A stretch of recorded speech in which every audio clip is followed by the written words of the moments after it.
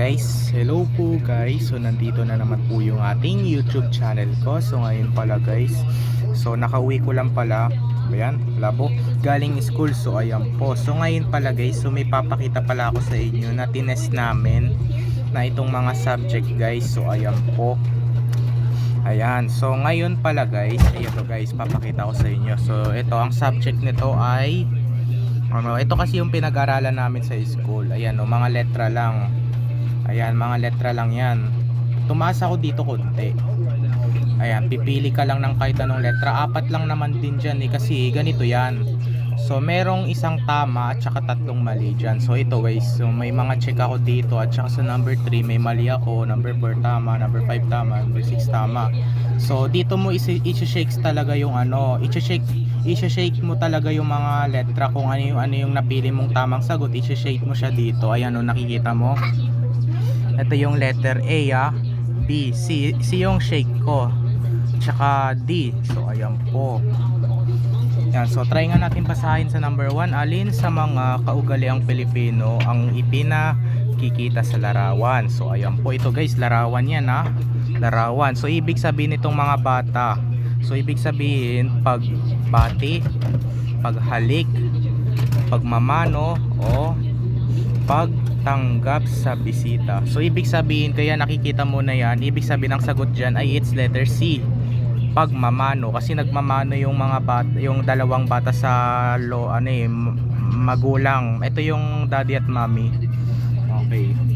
So dito sa ESP guys ay naka 27 lang ako. Ito guys ay 1 to 40. Pero pasado pa naman din yan Ayan. Corrected by Bombita. Si Bombita yan. Ayan, so corrected by Bombita. So naka 27 ako dito. So ang subject niyan guys ay edukasyon sa pagpapakatao 3. So ayan po. So ibig sabihin yan ay ESP yan, ESP. So ito guys, so may papakita ako sa inyo. Dito naman tayo sa ibang subject Dito naman tayo sa agham. So ang ibig sabihin ng agham, science yon.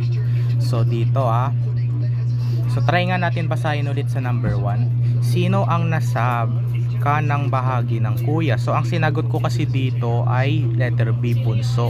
So ito kasi kung halimbawa, sino ang nasa kanang bahagi ng kuya? Diba ito yung kuya, ito yung kanan at saka ito yung kaliwa.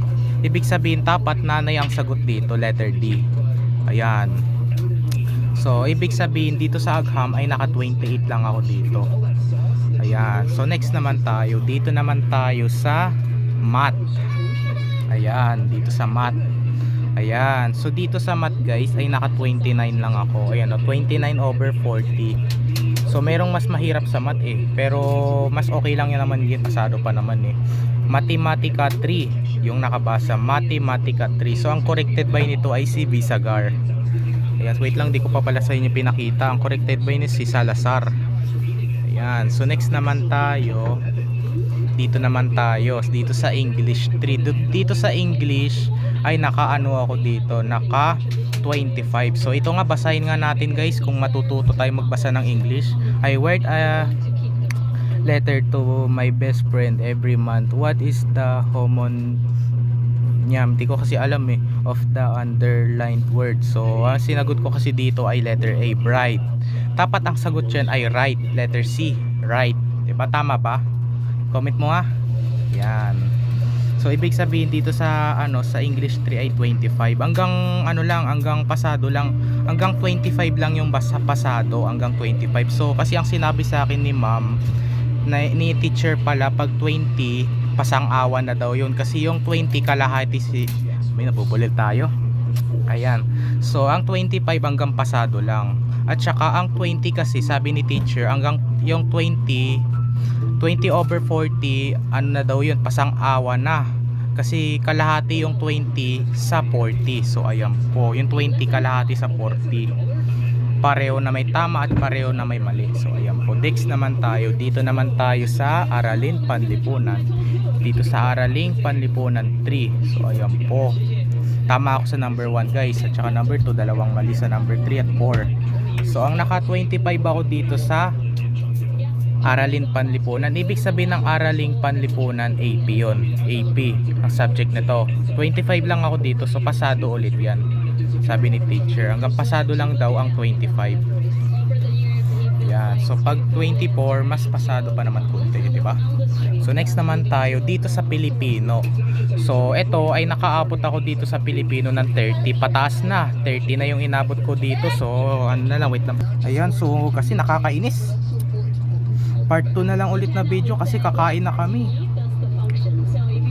So mamaya na lang natin pakita yung Pilipino at MAPE na nakailan ako dun sa MAPE. Pilipino pa lang nakita ko dito.